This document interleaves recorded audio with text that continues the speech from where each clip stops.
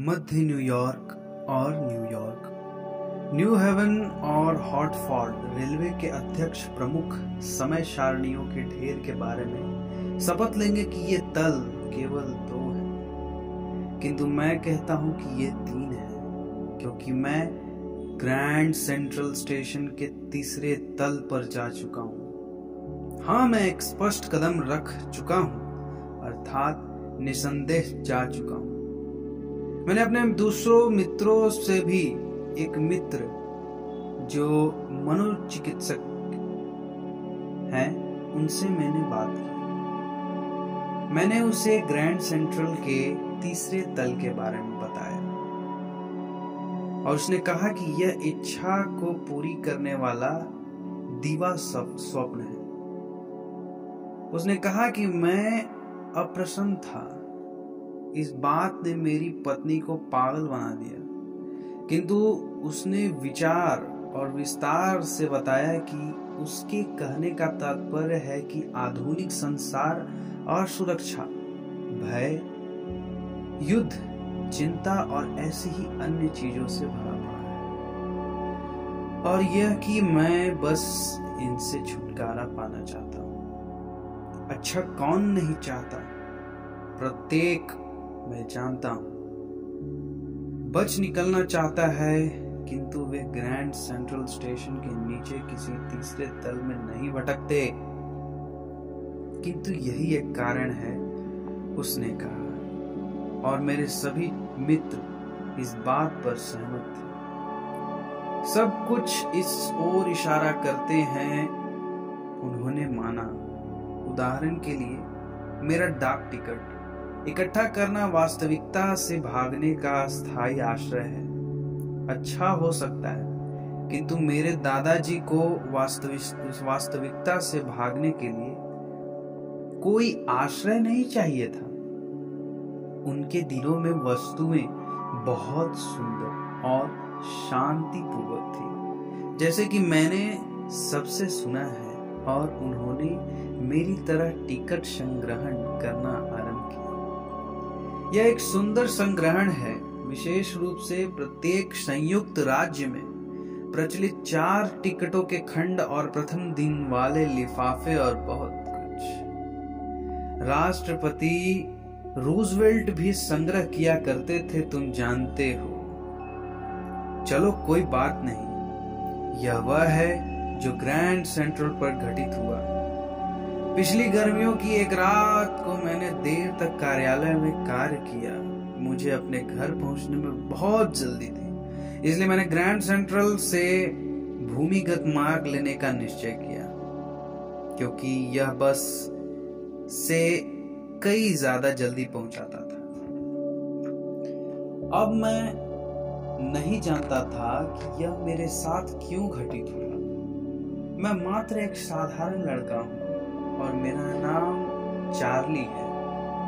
मैं 31 वर्ष का हूं और मैं एक हल्के बादामी रंग का सूट और एक तिनकों का बना हुआ एक आकर्षक फीता लगा हुआ टोपी पहनता हूं। मैं करीब दर्जन भर इंसानों के पास से गुजरा और मुझे जैसे ही दिखाई दे रहे थे, और मैं किसी भी चीज से बचने का प्रयत्न नहीं कर रहा था। मैं केवल लुइसा, मेरी पत्नी के पास घर पहुंचना चाहता था। मैं वंडरबिल्ट एवेन्यू से ग्रैंड सेंट्रल की तरफ मुड़ा और प्रथम तल की ओर जाने वाली सीढ़ियों की तरफ नीचे की ओर गया, जहां पर आप 20वीं शताब्दी की तरह रेलगाड़ियां पकड़ सकते हैं। तब मैं दूसरे तल की तरफ नीचे की ओर चल पड़ा, जहां से उपनगरीय रेलगाड़ियां रवाना होती हैं। भूमिगत मार्ग की ओर जाते हुए बेहरामदार मुख्य दरवाजे की ओर झुका और खो गया। ये करने के लिए बहुत आसान है। मैं सड़कों पर ग्रैंड सेंट्रल में अंदर और बाहर आया हूँ, किंतु मैं हमेशा नए दरवाजों, सीढ़ियों और गलियारों का सामना करता रहता हूँ। एक बार मैं लगभग 1 मील लंबी सुरंग में दाखिल हो गया और रोजवेल्ट होटल के सभा मंडप लॉबी में बाहर निकला। एक दूसरी बार मैं 3 खंड दूर 46वीं गली में एक कार्यालय की इमारत में पहुंच गया। कभी कभी सोचता हूँ कि ग्रैंड सेंट्रल नए नए गलियारों और सीढ़ियों को जड़े के रूप में फैलाते हुए एक वृक्ष की तरह बढ़ रहा है। यहाँ शायद एक लंबी सुरंग है जिसके बारे में अभी तक कोई नहीं जानता कि इसका रास्ता शहर के नीचे से टाइम्स स्क्वायर तक जाता है और इसका दूसरा शायद सेंट्रल पार्क तक जाता है, और शायद क्योंकि कई लोगों के लिए वर्षों से ग्रैंड सेंट्रल एक निकास द्वार मुक्त होने का एक रास्ता है। शायद ऐसी ही एक सुरंग में मैं अंदर चला गया, किंतु मैंने मेरे मनोचिकित्सक मित्र को इस विचार के बारे में कभी नहीं बताया। जिस गलियारे में मैंने अंदर प्रवेश किया वह बाईं ओर मुड़ गया और नीचे की ओर झुकता चला गया, और मैंने सोचा कि यह गलत रास्ता था, किंतु मैंने चलना जारी रखा। केवल जो खाली ध्वनियां मैं सुन रहा था वो मेरे अपने कदमों की ध्वनियां थी, और मैं किसी के पास से नहीं गुजरा। तब मैंने आगे की ओर एक प्रकार की खोखली आवाज सुनी जिसका अर्थ था आगे रास्ता खुला है और लोग बातें कर रहे हैं। सुरंग दाईं ओर एक तीखा मोड़ मुड़ गई। मैं छोटी सीढ़ियों की ओर नीचे चल पड़ा और ग्रैंड सेंट्रल स्टेशन के तीसरे तल पर बाहर निकल गया। एक क्षण के लिए मैंने सोचा कि मैं वापस दूसरे तल पर आ गया हूं, किंतु मैंने देखा कि स्थान बहुत छोटा था और वहां थोड़ी सी टिकट खिड़कियां और रेलगाड़ियां के द्वार थे। मैं मध्य में सूचना केंद्र का कोष्ठ बूथ लकड़ी का बना हुआ और बहुत पुराना सा दिखाई दे रहा था, और उस कोष्ठ में बैठा हुआ एक व्यक्ति एक हरा चश्मा और लंबे काले आस्तीन का रक्षक पहने हुए था। प्रकाश बहुत मध्यम था और उसमें एक तरह की झिलमिलाहट थी। तब मैंने देखा कि ऐसा क्यों था। वहां खुली ज्वाला गैस का प्रकाश था। दोस्तों, आगे बढ़ने से पहले मैं आपको बता दूं कि कहानी को सुनने के लिए आप ईयरफोन का इस्तेमाल कीजिए और पूरी शिद्दत से सुनिए। वहां फर्श पर पीतल के पीकदान रखे हुए थे और स्टेशन पर प्रकाश की एक झलक मेरी आंखों में पड़ी। एक व्यक्ति अपनी कमरे की जेब से एक सोने की घड़ी निकाल रहा था। उसने खींचकर इसका ढक्कन खोला और अपनी घड़ी की तरफ देखा और त्योरियां चढ़ाए।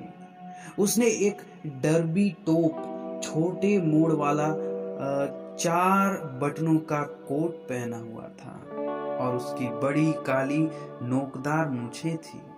तब मैंने चारों ओर देखा कि एक स्टेशन का प्रत्येक व्यक्ति लगभग 1890 के समकालीन वस्त्र पहने हुए था। मैंने कभी भी अपने जीवन में इतनी लंबी घनी दाढ़ी, कलमे और शौकिया मूछें नहीं देखी थी। एक महिला रेलगाड़ी के द्वार से चलकर आई। वह अपने बटन वाले जूतों के ऊपर एक और स्कर्ट पहने हुई थी। उसके पीछे पटरियां और मैंने एक रेल इंजन की झलक देखी। यह बहुत छोटा कुरियर और ईवस कंपनी का इंजन था जिसमें एक कीप के आकार की चिमनी थी, और तब मुझे मालूम पड़ा। इससे और पक्का करने के लिए मैं समाचार पत्र बेचने वाले सड़क के पास गया और उसके पैरों के पास समाचार पत्रों के ढेर पर नजर डाली। यह द वर्ल्ड नामक समाचार पत्र था और द वर्ल्ड कई वर्षों से नहीं छपा था। मुख्य समाचार में राष्ट्रपति क्लीवलैंड के बारे में कुछ छपा था। मैंने वो प्रथम पृष्ठ सार्वजनिक पुस्तकालय की फाइलों में देख लिया था और इस पर 11 जून 1894 छपा हुआ था। मैं टिकट खिड़कियों की तरफ मुड़ा, ये जानते हुए कि यहाँ ग्रैंड सेंट्रल के तीसरे में जहाँ कहीं भी हम नहीं जाना चाहते ले जाएगी, और मैं गेल्सबर्ग इलिनोइस की 2 टिकटें चाहता था। क्या तुम कभी वहां गए हो? यह अभी भी आश्चर्यजनक कस्बा है, जहाँ बड़े पुराने किस्म के घर, विशाल बगीचे और विशाल वृक्ष हैं, जिनकी शाखाएं ऊपर की ओर मिलती हैं और गलियों के लिए छत की भांति हैं। और 1894 में गर्मियों की शाम दुगनी बड़ी होती थी और लोग बाहर अपने बगीचे में बैठे हुए होते। पुरुष सिगार पीते हुए शांति पूर्वक बातें करते रहते। स्त्रियां ताड़ पत्रों के पंख हिलाती रहती और चारों तरफ जुगनू का झुंड होता। और यह एक शांतिपूर्ण संसार था। प्रथम विश्व युद्ध से अभी भी 20 वर्ष पूर्व और भविष्य में 40 वर्ष पश्चात होने वाले द्वितीय विश्व युद्ध से पहले मैं वहां जाने के लिए 2 टिकटें चाहता था।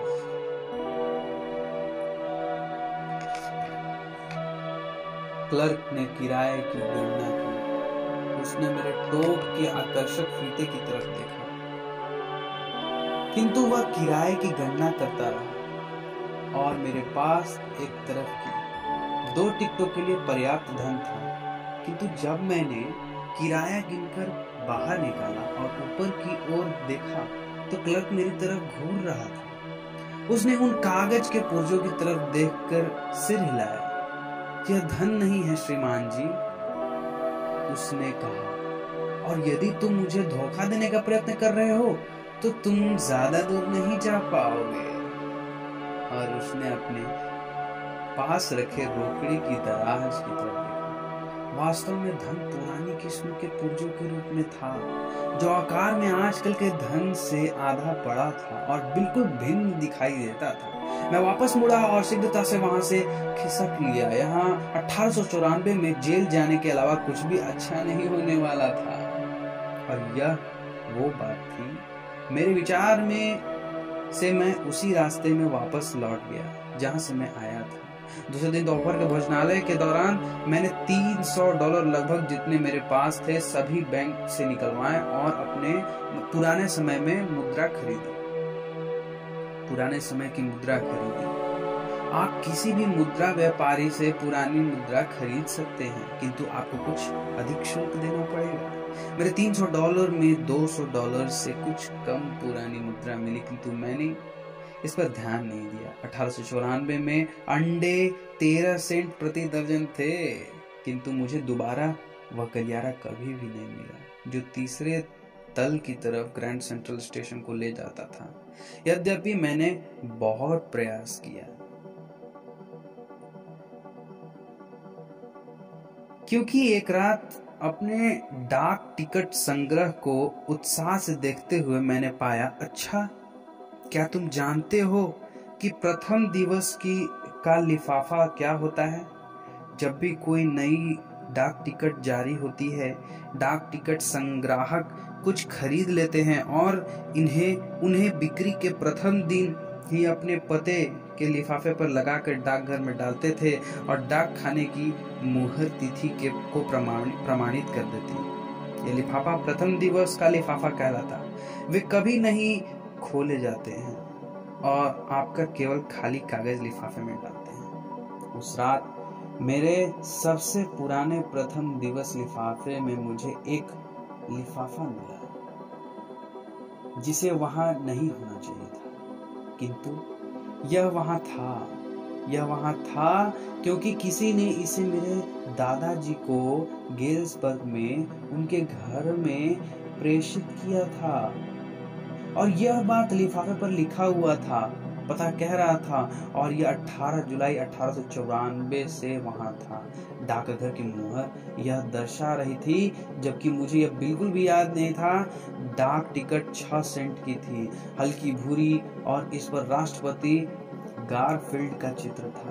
स्वाभाविक रूप से जब यह लिफाफा डाक द्वार दादाजी के पास आया होगा, क्या सीधा उन्हें संग्रह में चला गया होगा और वहां पड़ा रहा था। जब मैंने इसे निकालकर इसे पढ़ा, अंदर कागज खाली था।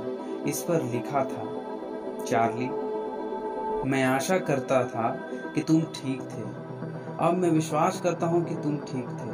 और चार्ली, यह सत्य है, मैंने तीसरा तल ढूंढ लिया है। मैं यहाँ पर 2 सप्ताह से हूँ और ठीक अब गली में नीचे की ओर डेली के घर में कोई पियोनी बजा रहा है और वे सब बाहर दहलीज पर यह गाते हुए गए हैं, सीइंग नेली हूँ और मुझे लेमोनेड्स नींबू शरबत के लिए भी बुलावा है।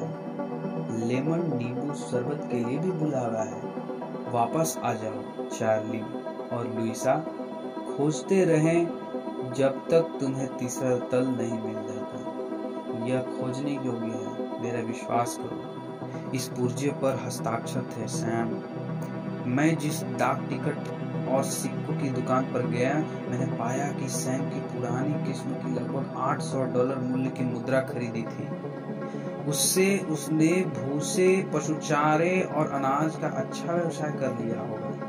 वह हमेशा कहता था कि उसकी वास्तव में यही करने की इच्छा थी और निश्चित ही वह उसके पुराने व्यवसाय की तरफ नहीं जा सकता था।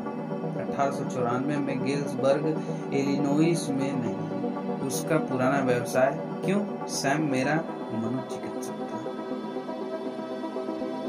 ऐसे ही अमेजिंग स्टोरी सुनने के लिए हमारे चैनल को सब्सक्राइब कीजिए और अगर आपको वीडियो पसंद आया है तो वीडियो को लाइक कीजिए, कमेंट कीजिए कि और किस तरह की वीडियोस मैं इस चैनल पे अपलोड करूं और किस तरह की स्टोरीज आपको पसंद है। मुझे कमेंट कीजिए, मैं वादा करता हूं कि अगला वीडियो आपके कमेंट पे जो उसमें लिखा होगा उसी पे आना है।